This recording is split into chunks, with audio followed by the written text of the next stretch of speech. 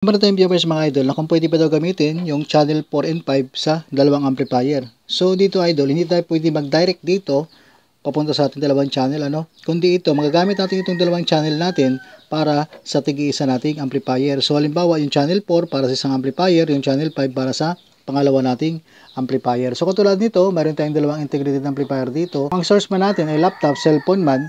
So ang gagawin natin, dahil gagamitin yung dalawang channel yun na yan, yung 4 and 5 ang gagamitin natin input sa ating source dito. So yan, magagawa natin yan dito, mabubukod natin yung left at saka right channel dito para sa ating dalawang amplifier na to. So kung halimbawa itong isa sa mid-high, yung isa sa low, so dito magagawa natin yan. So ganitong gagawin natin idol halimbawa yung source natin dito ay laptop, so gagamit tayo ng connector na ganito.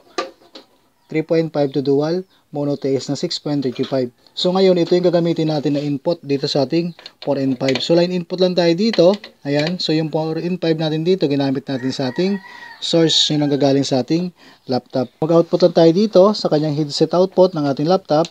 So konektado na yan sa ating mixer dito sa ating 4 and 5 channel. Dito na natin siya ibukod ngayon idol sa ating channel So yung channel 4 natin dito halimbawa gagamitin natin sa ating pang mid-high. Pinaka-low nito, ibaba na natin. Ito.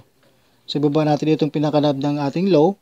Tapos, itong pan, ikabig natin sa kaliwa para maging left channel siya. Konektado dito sa ating left channel output. Tapos, itong ating right channel o yung ating channel 5, gagamitin natin sa right channel. So, yung pan, ikabig natin sa kanan. Tapos, gagamitin natin itong pang low. So, ibaba natin yung mid at saka high dito. Ayan. So, pan lang magkukontrol dito, idol, Yung pan dito, ayan, ikakabig lang natin sa kanan at sa kaliwa para magiging kontrolado dito sa ating output ng ating mixer. So, sa ating main output idol, sa ating mixer, may dalawa tayong splitter na pwede magamit dito.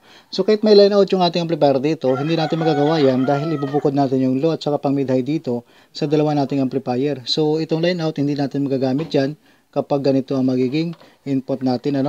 So, ibubukod natin yung channel 4 sa mid at saka yung ating 5 sa low. So, hindi natin magagamit itong line out na to. So, ganitong gagawin natin, splitter ang gagamitin natin. Ganito. So, itong unang splitter natin, mono TS sa dual mil RCA. So, output tayo dito sa ating left channel ng ating mixer. Papunta ito ngayon sa una nating amplifier dito. Ayan. So, yung left channel natin, sa nakakabig ito, dito sa ating channel 4, nakakabig siya sa left.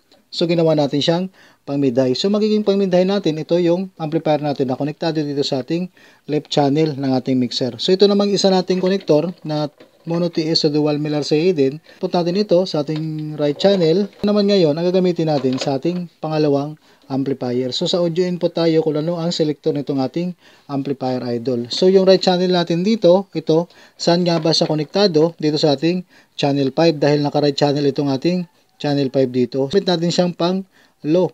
So, yung ating low, dito sa right channel output, nagpunta dito sa pangalawa nating amplifier na sa baba. So, itong ating low amplifier. So, yung mid-high natin nasa taas, yung low natin nasa baba.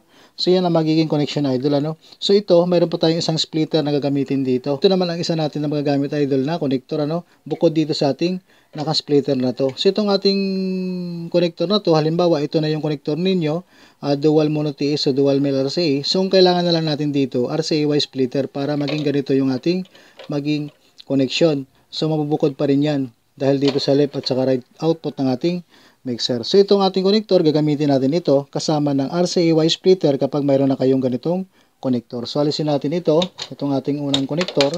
Ito na ngayon ang ating RCA-Y splitter idol. So, makakatipid tayo kapag mayroon na tayong ganitong connector. Ito. So, madalas kasi nagamit natin, ito lang yung ating connector, So, kung gusto natin gumamit ng dalawang amplifier, ito na yung ating idadagdag RCA-Y splitter. So, itong mga male RCA na to ng ating connector, idugtong lang natin dito sa ating RCA-Y splitter. Ito, ayan.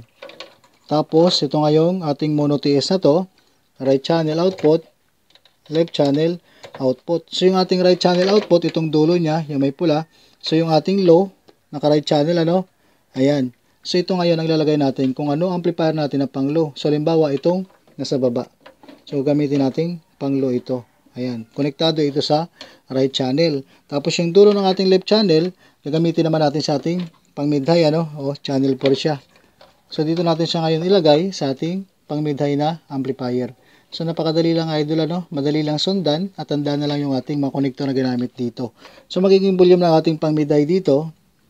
Ito, yung channel 4. Yung ating pang low, itong channel 5. Effects na lang natin yung volume ng ating main volume dito. Dahil ito, kontrolado ang lahat ng feeder ng ating mixer dito. Kapag nakababa ito, walang output na lalabas. Kaya kailangan naka-maintain na yung volume nito. Dito na tayo mag-adjust sa ating low at saka pang mid high.